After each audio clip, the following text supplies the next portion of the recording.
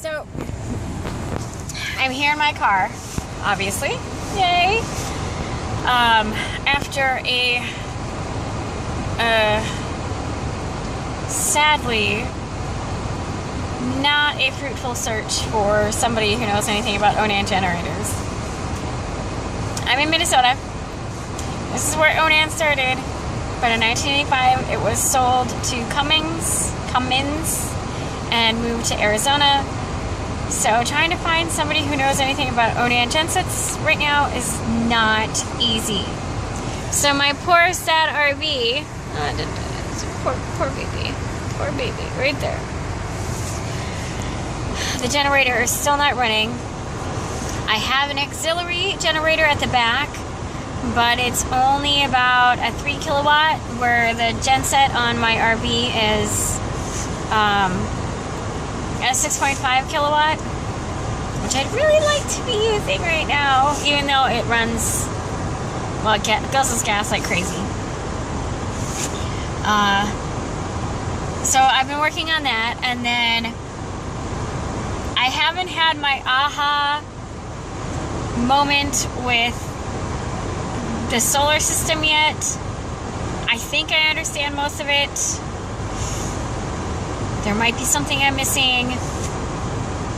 You know, you got 30 amp here, and then you've got wattage here, and then volts here, and then there's series and parallel, and MPPT and PWM, and all these different letters.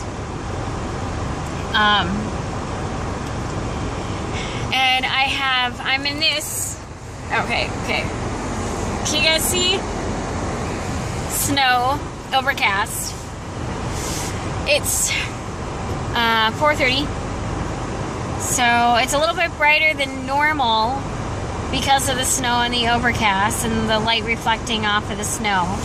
It would be slightly darker if there was no snow.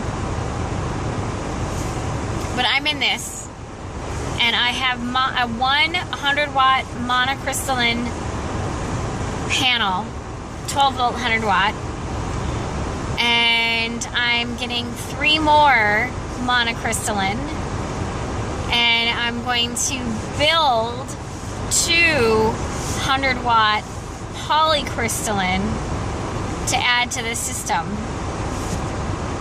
Crazy stuff. But as you can see, I'm well bundled up. No gloves. But I have like 10 pair in my car.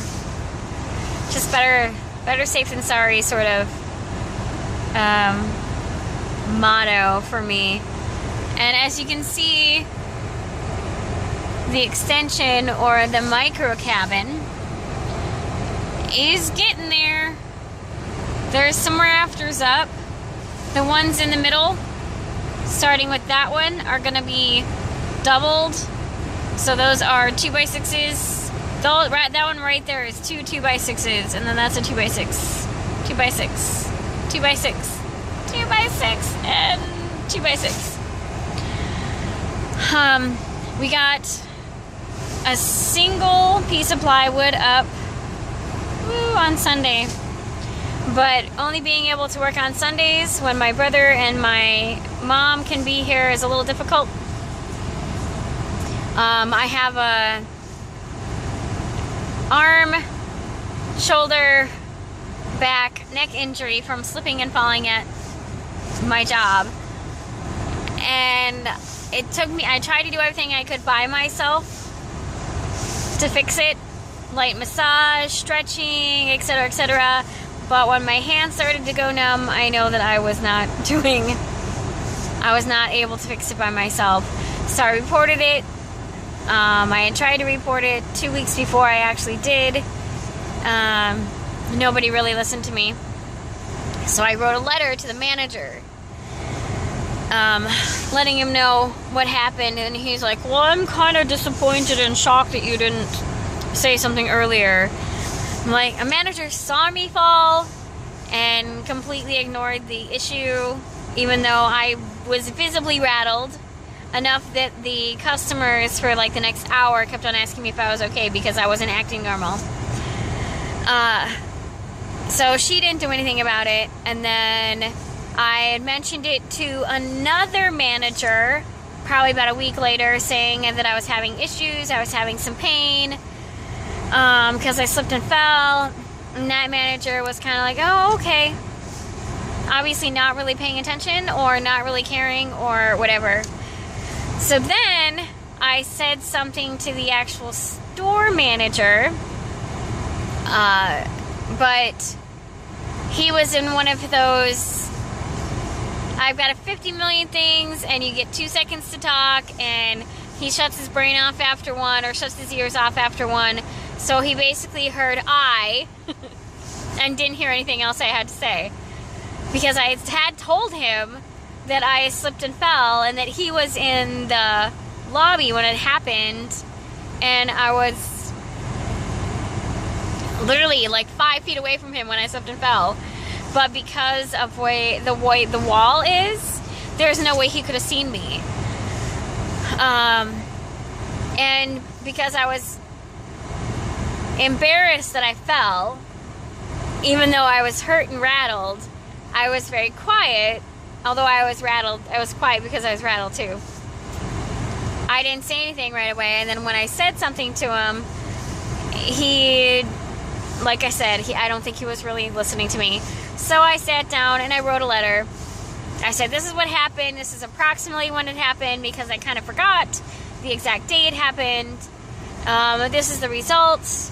And that was 2 weeks ago that I said something about it. And I swear, he has not shown up in the store at all for like the last 2 weeks, when he would normally be there almost every day. And I've kind of overheard conversations that he's had with other managers doing that whole thing, that happens when you get injured at work, where they treat you like you're either lying or you're a thief or you're a horrible person.